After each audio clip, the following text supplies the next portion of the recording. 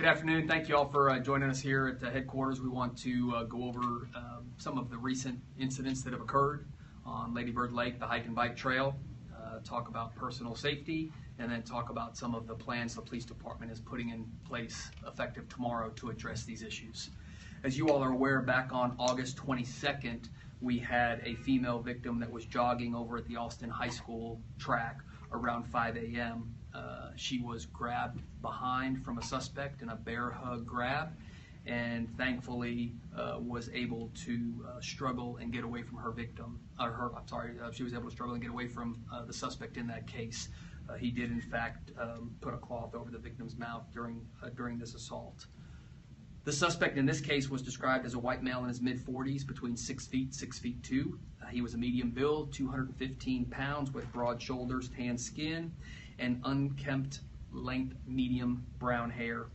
He was described as having no body or facial hair and was last seen wearing no shirt and shorts. He was then tracked to a vehicle. He was seen leaving in a vehicle, and we've put this out before, but it's important to highlight this again. The suspect vehicle in that case was an older model small car that was dark green or blue with some type of white stripe on the passenger side of that vehicle. So again, it's important that we keep that description out there because we are still trying to identify the suspect in that case. As you're also aware, on September 15th, around 5:45 in the morning, we received a call of a sexual assault that occurred on the hike and bike trail as well, and this was over by East Avenue and Cummings Street. In this incident, again, a female runner was grabbed by the male suspect and taken to the ground, and while he was assaulting her, thankfully she was able to scream and get the attention of some other runners who came to her immediate assistance and were able to put a stop to that assault. Again, thanks to the work of our sex crimes unit, along with the witnesses, we were able to identify the suspect in that case, and he has been arrested, and he remains in jail at this time for that assault that occurred back on the 15th. This morning around 6:40 a.m., we had a female jogger that was running in the 1700 block of South Lake Shore. She was running and got, again, grabbed from behind. A suspect came up from behind her, grabbed a hold of her, and tried to pull her off into the bushes. Thankfully, she also was able to fight off her attacker, and she got away, and the suspect fled in an opposite direction. The suspect description in the incident that occurred this morning is a Hispanic male, approximately 5'11". He is described as having no facial hair, in his 40s, with short dark hair, dark complected, and was described as having a greasy sheen to his face. He's said to have short dark hair and smelled like sweat. No facial hair, and he did actually speak Spanish to the victim this morning. He was last seen wearing baggy shorts, a hoodie with the hood up, and tennis shoes. The Austin Police Department, as you would expect, takes each and every one of these very seriously, and we're enacting some immediate plans to address the issues that have occurred over this past month while we work to identify and apprehend the suspects in these two cases that are not yet solved. We cannot say whether the two unsolved cases are related or not, but that will be something we will continue to look at as we work through the investigations. But beginning tomorrow, we will implement a plan where our night shift officers that are working in the downtown and central Austin area, beginning somewhere around 4 in the morning as their shifts are winding up, we will send officers down to the hike and bike trail on bikes or on foot, clearing the trails, looking for any suspicious activity or any suspicious persons, and addressing them as appropriate.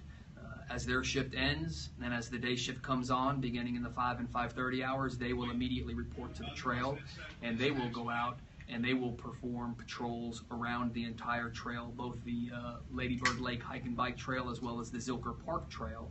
Again, these will be officers either on bicycles, officers on foot, or even our mounted patrol unit will all be out there, again, trying to ensure the safety of all of our running community, our walking community, and others that use the hike and bike trail, while also still working to solve the cases that we have. We've got a couple other programs that we're going to talk about here. In a moment, I'll ask Officer Rosales to come up with the APD SWAT team. We're enacting a Run with the Cop program that will run a couple days a week, where citizens will have the opportunity to come out and run with members of the Austin Police Department SWAT team and potentially other members of the department as well. Again, just in an attempt to continue to keep the trails safe, have a heightened presence on the trails while we work to solve these most recent cases that have occurred. Many officers, as you would imagine, are avid runners and enjoy being outdoors, so we're looking at ways we can involve other officers in having a presence on the trail and, again, increasing the safety as we work through these incidents. I do want to take a moment just to talk about personal safety, and this is in no way meant to blame the victims of these assaults, but I think we have to take the opportunity to talk about personal safety when we're dealing with what we have had happen this past month. And this is where we like to remind our runners, especially those that are running early in the morning, especially when it's still dark outside. It's always safest to run in groups. There's strength in numbers, and so if you have the ability to run in a group, then we highly recommend that you do so. Always be aware of your surroundings, whether you're on a hike and bike trail running or just whether you're out in the community. We live in a day and age where you really have to just be aware of your surroundings so that you can keep yourself as safe as possible. Recognizing that most runners like to run with headphones on, listening to music as they're enjoying their runs. If you're going to do that, just make sure that you're going to keep the music at a low enough level to where you would hear somebody if they may be coming upon you, or if there was somebody that was in need of assistance that you could hear that. So it's just another way to be aware of your surroundings and be as safe as possible. And then lastly, just always have a plan in your mind of where you may run to or where you may go if you ever had to get away from somebody, or actions you would take to keep yourself safe if that was necessary. So again, at this point, we did have a third incident that occurred this morning, and we felt it was very important to get out in front of this and to let the community know immediately that this incident did occur and the steps that we're taking to ensure the safety on the trails for all of our residents who love to use the hike and bike trails throughout the day, but especially early in the morning when these three incidents have occurred. And now I mentioned earlier the Run with a Cop program that we're going to also initiate tomorrow. So if Officer Rosales, the APD SWAT team, will please come up and he'll fill you in on a little of that.